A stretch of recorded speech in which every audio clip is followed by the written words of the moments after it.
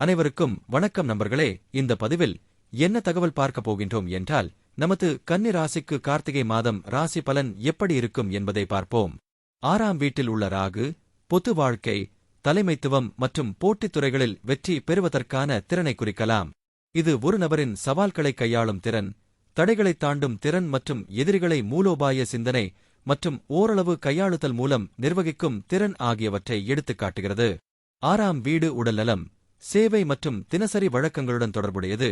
மேலும் இங்கு ராகுவின் செல்வாக்கு நேர்மறை மற்றும் எதிர்மறை என பல்வேறு வழிகளில் வெளிப்படும். 6ஆம் வீட்டில் உள்ள ராகு ஒரு நபரை மோதல்களை கையாள்வதிலும் போட்டிகள் அல்லது தகராறுகளில் வெற்றி பெறுவதிலும் திறமையானவராக மாற்ற முடியும்.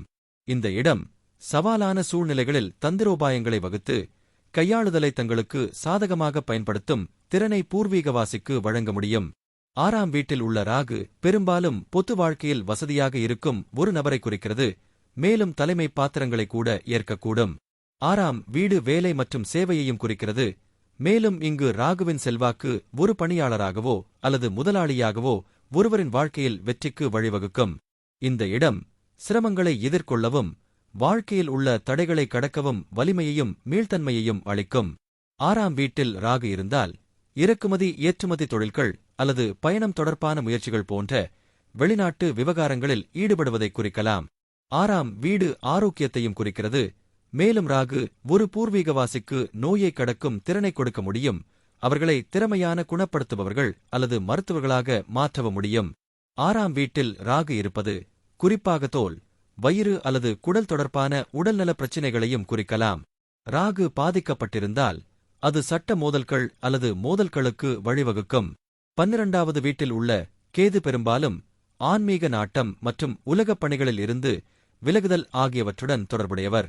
இந்த நிலையில் உள்ள நபர்கள் சுயபரிசோதனை, தியானம் மற்றும் ஆன்மீக பயிற்சிகள் மீதான ஈர்ப்பை அனுபவிக்கலாம்.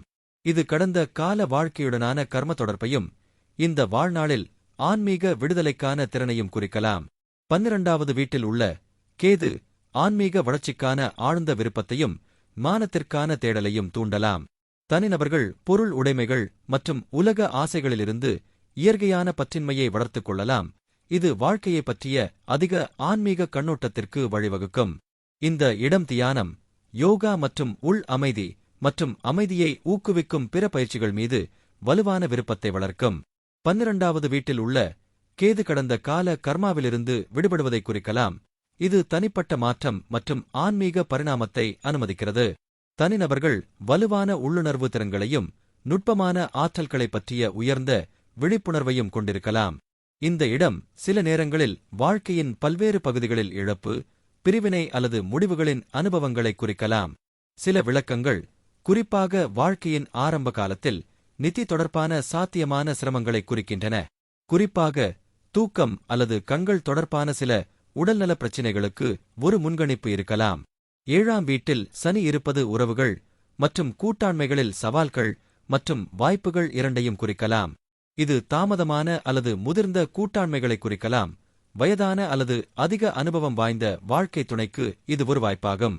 திருமண அம்சத்தில் தடைகள் இருக்கலாம் என்றாலும் சனி அர்ப்பணிப்பு மற்றும் நீண்ட கால இலக்குகளையும் வலியுறுத்துகிறது.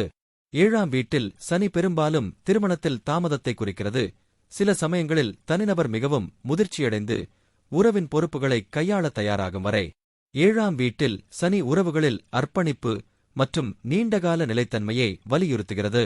உணர்ச்சிகளை வெளிப்படுத்துவதிலும் ஒருவருக்கொருவர் கண்ணோட்டங்களை புரிந்து கொள்வதிலும் சவால்கள் இருக்கலாம். திருமணம் மற்றும் குடும்ப வாழ்க்கையின் பொறுப்புகளால் தனிநபர் சுமையாக உணரலாம். 7ஆம் வீட்டில் சனி இயந்திரங்கள், இரும்பு, பொருளாதாரம், சந்தைப்படுத்தல், போக்குவரத்து மற்றும் எஃகு தொழில் தொடர்பான தொழில்களில் வெற்றியை குறிக்கலாம். தனிநபர் அவர்கள் தேர்ந்தெடுத்த துறையில் வெற்றியை அடைய விடாமுயற்சியுடன் உழைக்க வேண்டியிருக்கலாம். 10ஆம் வீட்டில் குரு பொதுவாக ஒரு நேர்மறையான இடமாக கருதப்படுகிறது, இது ஒரு வலுவான தொழில் பாதை, தலைமைத்துவ திறன் மற்றும் நல்ல நற்பெயரை குறிக்கிறது. இருப்பினும் சாத்தியமான விளைவுகளைப் பற்றிய முழுமையான புரிதலுக்கு தனிநபரின் குறிப்பிட்ட ஜாதகம் மற்றும் பிற கிரக தாக்கங்களை கருத்தில் கொள்வது அவசியம். 10ஆம் வீட்டில் குரு பெரும்பாலும் வெற்றிகரமான மற்றும் நிறைவான வாழ்க்கையை குறிக்கிறது. தனிநபர் கடின உழைப்பாளி, லட்சியம் கொண்டவர் மற்றும் அவர்கள் தேர்ந்தெடுத்த துறையில் உயர் பதவிகளை அடையலாம். இந்த இடம் தலைமை மற்றும் அதிகாரம் மீதான இயல்பான விருப்பத்தை குறிக்கலாம். மற்றவர்களை நிர்வகித்தல் அல்லது திட்டங்களை வழிநடத்துதல் உள்ளிட்ட பாத்திரங்களில் அந்த நபர் சிறந்து விளங்கலாம். 10ஆம் வீட்டில் குறுவலுவான தார்மீக மதிப்புகள் மற்றும் நெறிமுறை உணர்வுடன் தொடர்புடையவர். தனிநபர் தங்கள் தொழில்முறை நடவடிக்கைகளில் நீதிமான், பொறுப்பானவர் மற்றும் நியாயமானவராக காணப்பட வாய்ப்புள்ளது. இந்த இடம் பெரும்பாலும் நேர்மறையான கவனத்தையும் நல்ல நற்பெயரையும் தருகிறது. தனிநபர் தங்கள் சமூகத்தில் நன்கு மதிக்கப்படலாம் மற்றும் ஒரு குறிப்பிட்ட அளவிலான புகழ் அல்லது மரியாதையை அனுபவிக்கலாம். வியாழனின் செல்வாக்கு நிதி வெற்றியையும் பொருள் நல்வாழ்வையும் கொண்டுவரும், குறிப்பாக தொழில் முயற்சிகள் மூலம். புதன் பகவான் உங்களது 2ஆம் வீடான குடும்ப மற்றும் தனஸ்தானத்தில் அமர்ந்து உள்ளார். 2வது வீட்டில் உள்ள புதன் பொதுவாக வலுவான தகவல் தொடர்பு திறன், நல்ல நிதி மேலாண்மை திறன், கூர்மையான அறிவுத்திறன் மற்றும் அவர்களின் வார்த்தைகள் மற்றும் வணிக புத்திசாலித்தனம் மூலம் செல்வத்தை குவிக்கும் திறனைக் கொண்ட ஒரு நபரை குறிக்கிறது. இருப்பினும் விளக்கப்படத்தில் உள்ள அம்சங்கள் மற்றும் பிற கிரக நிலைகளைப் பொறுத்து விளக்கம் மாறுபடும். 2வது வீட்டில் புதன் பற்றிய முக்கிய புள்ளிகள். நிதி திறன்.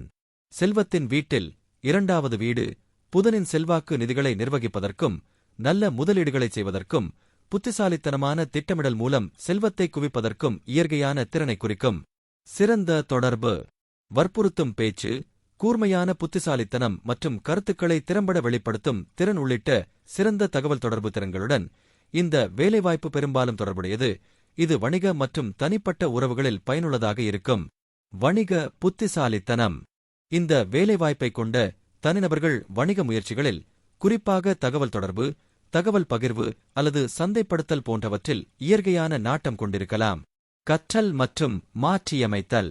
மெர்குரி கற்றல் மற்றும் தகவமைப்பு திறனையும் பிரதிபலிக்கிறது. எனவே இந்த இடத்தை பெற்றவர்கள் புதிய கருத்துக்களை விரைவாக புரிந்துகொள்வதற்கும் சந்தை நிலைமைகளை மாற்றுவதற்கு அவர்களின் உத்திகளை மாற்றுவதற்கும் விரைவாக இருக்கலாம். குடும்ப மதிப்புகள். 2வது வீடு குடும்ப மதிப்புகளுடன் தொடர்புடையது. எனவே இந்த இடம் குடும்ப நிதி மற்றும் குடும்ப அலகுக்குள் தகவல் தொடர்புகளில் வலுவான கவனம் செலுத்துவதை குறிக்கலாம். 2ஆம் வீட்டில் சுக்கிரன் இருப்பது பொதுவாக ஒரு நபருக்கு செல்வத்தை குவிப்பதற்கும் ஆடம்பரத்தை அனுபவிப்பதற்கும் நல்ல பேச்சைக் கொண்டிருப்பதற்கும் இயல்பான திறமையைக் கொண்டிருப்பதை குறிக்கிறது. இந்த நிலைப்பாடு பொருள் உடைமைகள், நிதி மற்றும் குடும்பத்துடன் வலுவான தொடர்பை குறிக்கிறது. மேலும் ஏராளமான உணவு, செல்வம் மற்றும் இன்பத்தை, குறிப்பாக கலை அல்லது சமூக முயற்சிகள் மூலம் பெறலாம். இருப்பினும் ஆசைகள் நிறைவேறாவிட்டால் பொருள் பாதுகாப்பில் அதிகமாக கவனம் செலுத்துவது அல்லது போதாமை உணர்வை உணர்வது ஒரு சாத்தியமான சவாலாகும். நிதி மிகுதி. 2ஆம் வீடு செல்வத்தை ஆளுகிறது. எனவே இங்கு சுக்கிரன் இருப்பது பணத்தை ஈர்க்கவும் நிர்வகிக்கவும் ஒரு வலுவான திறனை குறிக்கிறது. இன்பம் மற்றும் ஆடம்பரம். ஒரு பூர்வீகம் ஆடம்பரம், நுங்கலைகளில் இயற்கையான ஈடுபாட்டையும் நல்ல உணவு மற்றும் பானங்களுக்கான விருப்பத்தையும் கொண்டிருக்கலாம். நல்ல பேச்சு. 2ஆம் வீடு பேச்சை ஆளுகிறது. மேலும் சுக்கிரன் தனிப்பட்ட பேச்சுத்திறனையும் இனிமையான பேச்சுத்திறனையும் வழங்க முடியும்.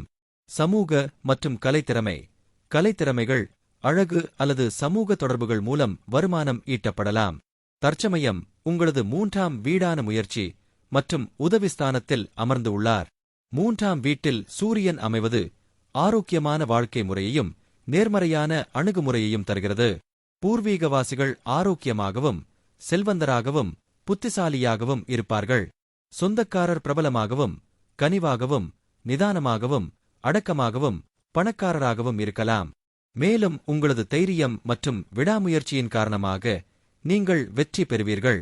நேட்டிவ் உங்களது மனதை சமயோசிதமாகவும் சில சமயங்களில் பேசக்கூடியவராகவும் அமைதியற்றவராகவும் பொறுமையற்றவராகவும் அதை தேடுவதில் ஆர்வமுள்ளவராகவும் இருக்க தந்திரமாக பயன்படுத்துகிறார். 3ஆம் வீட்டில் சூரியன் இருக்கும் பூர்வீகக்காரர்கள் தைரியமானவர்களாகவும் ஊக்கமளிப்பவர்களாகவும் தைரியசாலிகளாகவும் தொண்டு புரிபவர்களாகவும் இருப்பீர்கள். பூர்வீகவாசிகள் வாகனங்கள், ஆடம்பர வசதிகள் மற்றும் மன அமைதியைக் கொண்டிருப்பீர்கள். மேலும் இந்த நிலை சந்ததியினர் மற்றும் வாழ்க்கை துணை விஷயங்களுக்கும் நல்லது என்று கருதப்படுகிறது. செவ்வாய் 3வது வீட்டில் அமைந்திருப்பது பொதுவாக வலுவான தகவல் தொடர்பு திறன், போட்டி மனப்பான்மை மற்றும் உடன்பிறந்தவர்கள் மற்றும் அயலவர்கள் உட்பட அவர்களின் உடனடி சூழலில் சுறுசுறுப்பான ஈடுபாடு கொண்ட ஒரு நபரை குறிக்கிறது. இருப்பினும் குறிப்பிட்ட விளக்கம் விளக்கப்படத்தில் உள்ள அம்சங்கள் மற்றும் பிற கிரக இடங்களைப் பொறுத்தது. 3ஆம் வீட்டில் செவ்வாயின் முக்கிய பண்புகள். ஆற்றல் மிக்க தொடர்பு. நீங்கள் நேரடியாகவும் உறுதியானவராகவும் சில சமயங்களில் உங்கள் தகவல் தொடர்பு பாணியில் ஆக்ரோஷமாகவும் இருக்கலாம். உங்கள் கருத்துக்களை உடனடியாக வெளிப்படுத்தலாம். செயலில் சமூக வாழ்க்கை. நீங்கள் பல்வேறு சமூக நடவடிக்கைகளில் ஈடுபடலாம், விவாதங்களை அனுபவிக்கலாம் மற்றும் நண்பர்கள் மற்றும் அறிமுகமானவர்களின் வலுவான நெட்வொர்க்கை கொண்டிருக்கலாம்.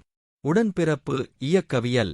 மற்ற கிரக நிலைகளைப் பொறுத்து உடன்பிறந்தவர்களுடன் போட்டி அல்லது முரண்பாடான உறவுக்கான சாத்தியம். ஆர்வம் மற்றும் கற்றல். அறிவைப் பெறுவதில் தீவிர ஆர்வம், குறிப்பாக செயலில் கற்றல் மற்றும் அனுபவங்கள் மூலம். உடல் செயல்பாடு. விளையாட்டு, தற்காப்புக் கலைகள் அல்லது உடல் ரீதியாக தேவைப்படும் பிற செயல்பாடுகளில் நாட்டம்.